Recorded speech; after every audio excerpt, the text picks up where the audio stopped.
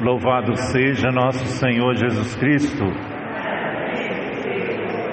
Gostaria que você abrisse a palavra em Mateus capítulo 14, do versículo 22 até o 33. O tema do nosso encontro hoje no grupo de oração Rafael é coragem, pois com Jesus venceremos a tempestade. Vamos repetir?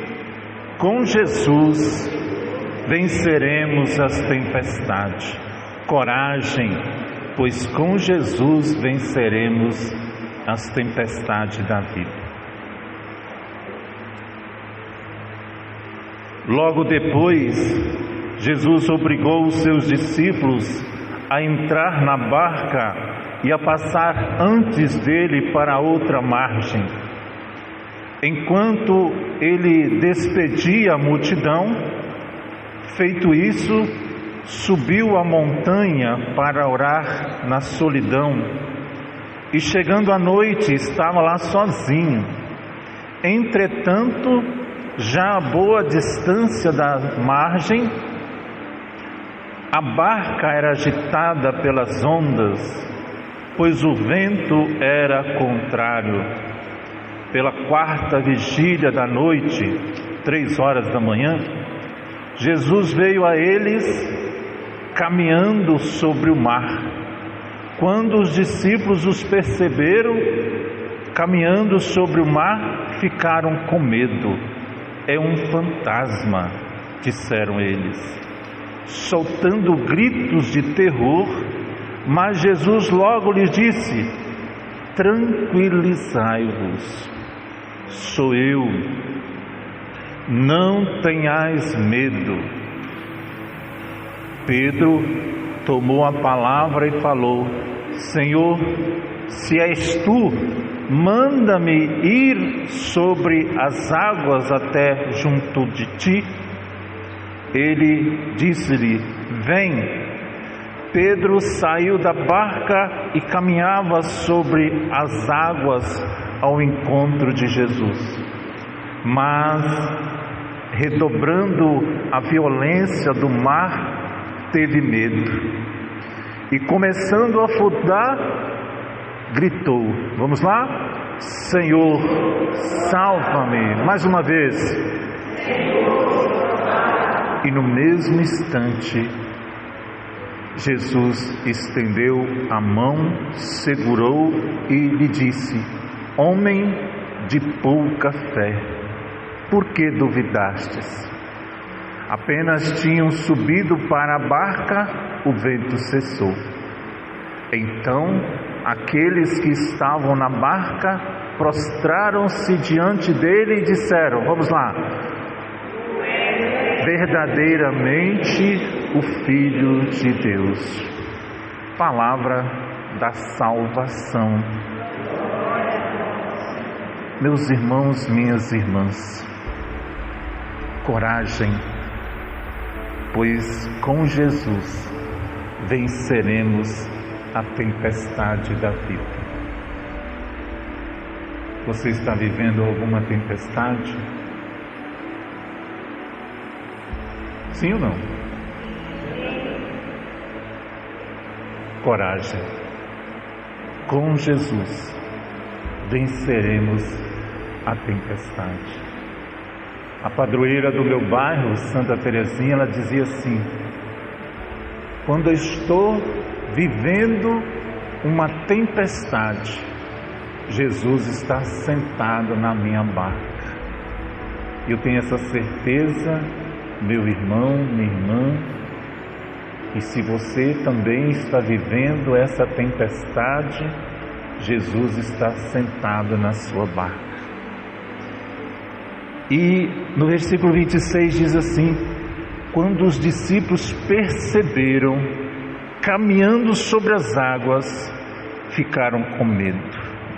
É um fantasma, disseram eles, saltando gritos de terror. Eu fui atrás para saber o que é um grito de terror. medo extremo, perigo eminente, agonia profunda. O grito é um símbolo da falta da razão, um desequilíbrio emocional. Já aconteceu de você ficar com medo e você gritar? De vez em quando eu escuto um grito da Dora lá, né? De vez em quando, né? Ai! A gente corre para ver, é uma barata, né? Mas não foi uma barata, um dia desse foi como que é o nome daquele? Dora. Um gambá. Nossa Senhora, né? Então, meus irmãos, minhas irmãs, mas Jesus logo lhes disse: tranquilizai-vos, sou eu, não tenhais medo. Meus irmãos, minhas irmãs, o grito dos discípulos em meio às agitações do mar não foi um grito de fé. Amém? Não foi um grito de fé, foi um grito de medo, de desespero, de desconfiança. A palavra que veio para o núcleo, lá, Hebreus capítulo 11, versículo 1,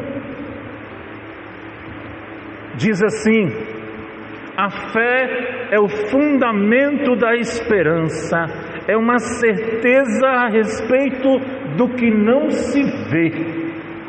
Isso é fé, meus irmãos, minhas irmãs. Isso é fé. Mais uma vez eu quero dizer para vocês, o grito dos discípulos, não, em meio às agitações do mar, não foi um grito de fé, mas de medo, de desespero, de desconfiança. Nos momentos de desespero, o que você faz? Hoje, por coincidência, eu estava preparando essa pregação. Eu liguei a televisão, estava dando o Chapolin Colorado. Quem já assistiu? Alguém estava lá em meio a alguma situação e a pessoa disse assim: quem poderá me salvar? Ele na hora, Chapolin Colorado. É uma bobice, né? A gente já fica mais besta do que já é, né? Quem poderá te salvar das agitações que você está vivendo hoje? Quem? Jesus. Eu ouvi Chapolin Colorado?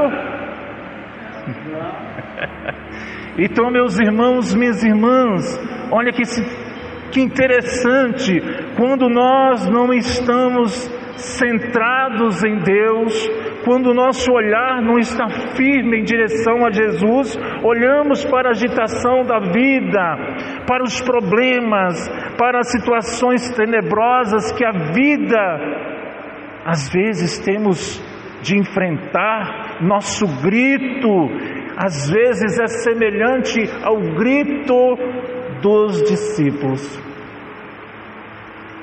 Recentemente, eu e uma amiga minha, nós fomos no hospital rezar por uma menina, uma criança de 8 meses, e a menina começou a reagir. Ela não fazia xixi, ela começou a fazer xixi, né? Ela tomou banho, tiraram ela do coma. Ontem ela morreu. Aí a minha amiga falou assim: Eudes, e aí? Eu falei: o tempo que essa menina viveu serviu para alguém rezou mais, a família rezou mais, a cidade que não é daqui de Colatina rezou mais, o grupo de oração rezou mais. Lá no Hospital São José, naquela UTI, ela evangelizou talvez muito mais do que nós aqui. E ontem ela veio ao óbito. A gente não consegue, meus irmãos, minhas irmãs, Como eu disse, às vezes os nossos gritos são gritos de desespero, não grito de fé. Não é esse grito, meus irmãos, minhas irmãs, que nos salva. Não é o grito que nos salva. O que nos salva, o que nos socorre é o grito da fé, da confiança.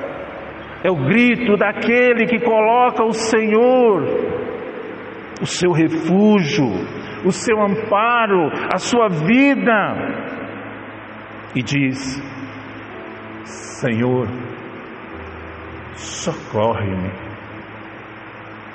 Em meio às agitações do mar da sua vida, meus irmãos, minhas irmãs, faz esse grito. Senhor, faça o grito de Pedro.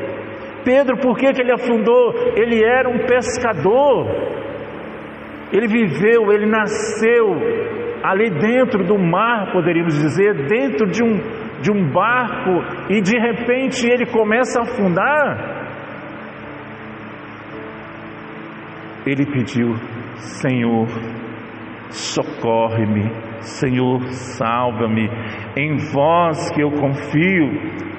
Há um medo dentro do coração de cada um de nós, meus irmãos. Nós não devemos dar alimento em vós aos medos. Às vezes nós alimentamos os nossos medos. Eu já contei aqui, mas de repente nem todo mundo estava. Quando eu morava em São Gabriel da Palha, eu fui lá, todo final de semana eu ia lá no Vila Valério, num grupo de oração. Aí um dia eu estava sem moto, alguém falou assim: aqui aparece uma mulher vestida de noiva. Gente, parece que não, mas eu sou medroso, tá? Parece que não. Aqui aparece a viúva, falou o nome de uma pessoa muito conhecida lá em São Gabriel da Palha. Isso foi numa quinta, numa carona que eu peguei com esse homem. Na outra quinta, eu ia toda quinta-feira lá no grupo. Peguei minha moto e fui. De dia todos os gatos são pardos, é assim mesmo? Não tem nada a ver não, né? É de noite? Então é de noite.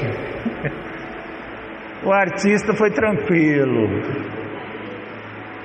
Passou na árvore lá que a viúva aparecia de noiva. De dia, eu acho que são pardos, tá? Vamos mudar esse negócio. À noite, 9:30 da noite, vem o Eudes. Na hora que eu passo debaixo da árvore, eu lembro que o cara falou: aqui, Eudes. A mulher aparece vestida de noivo. Ela já morreu, mas ela aparece. E aí, na hora, o medo, ele paralisa. Você olha assim um poste, você olha uma árvore, você vê, parece que é um ser humano. É ou não é?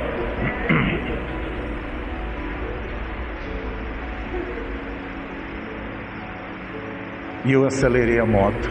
Olhando pelo retrovisor, eu vi um negócio branco atrás de mim assim, ó.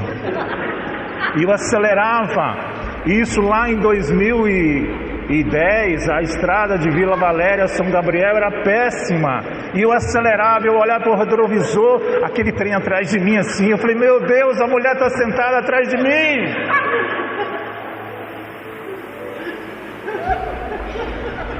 Para adiantar, porque tem mais coisa para falar, eu cheguei no posto de gasolina, parei, olhei.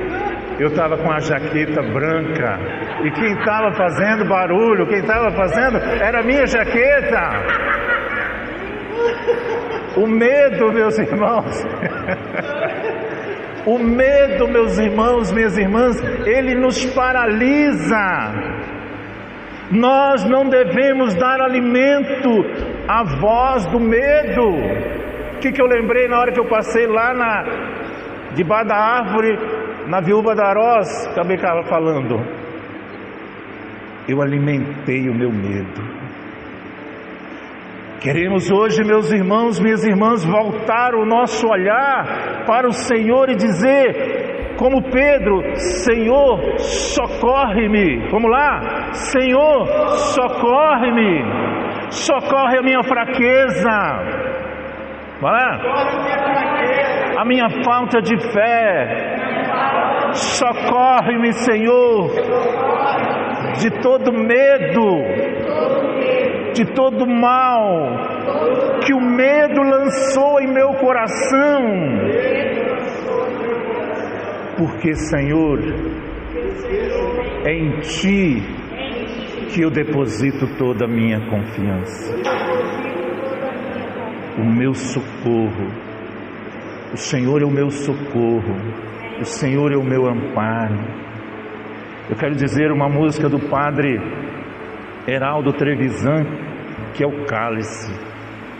Diz assim: quando as dores da vida te ferem a alma, e a cada dia as lutas abalam tua fé, o mar se agita em revolto e as ondas querendo te afogar.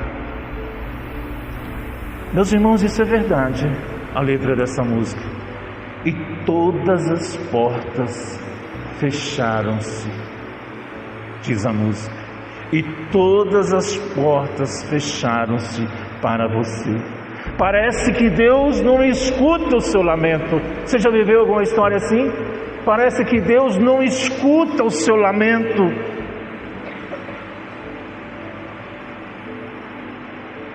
Chegou, meu irmão, minha irmã, e às vezes tu pensas em abandonar tua cruz, e chega a pensar que és o único que tem se sentido assim, que as portas se fecham, que você às vezes está dentro de um barco agitado pelas ondas.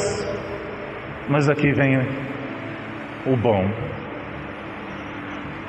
O cálice amargo que você bebe hoje vai chegar ao fim. Amém? Diga para o seu irmão, diga para a sua irmã: o cálice que você está bebendo hoje vai chegar ao fim, em nome de Jesus. Meus irmãos, saiba que Deus tem olhado para o seu sofrimento. Amém? Isso é profundo, meus irmãos. É profundo, minhas irmãs. Deus tem olhado o seu sofrimento, o seu lamento chegou ao trono do Senhor.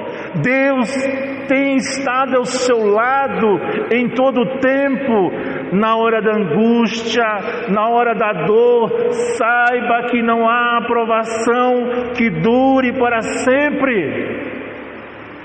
Olha para mim, meus irmãos, minhas irmãs, saiba que não há aprovação que dure para sempre, e depois da tempestade o sol vai brilhar. O que Jesus fez? Estendeu a mão. Meus irmãos, essa palavra é profética. Depois da tempestade o sol vai brilhar, pois não há luta que dure para sempre. É Deus que te garante, a vitória vai chegar. Meus irmãos, é Deus que te garante. Isso que aconteceu na vida desses discípulos acontece com a gente no dia a dia, sim ou não? O ponto-chave desse evangelho, dessa leitura, é a soberania de Jesus. Ele tem domínio sobre a criação. Ele tem domínio sobre o vento. Ele tem domínio sobre o mar. fortalecer a fé, não afundar. Onde Jesus andou sobre as águas para mostrar que aquilo que os discípulos mais temiam, o mar, era apenas um caminho para que ele se aproxime deles. Aquela agitação, meus irmãos, minhas irmãs, foi um caminho para Jesus chegar até aquela tempestade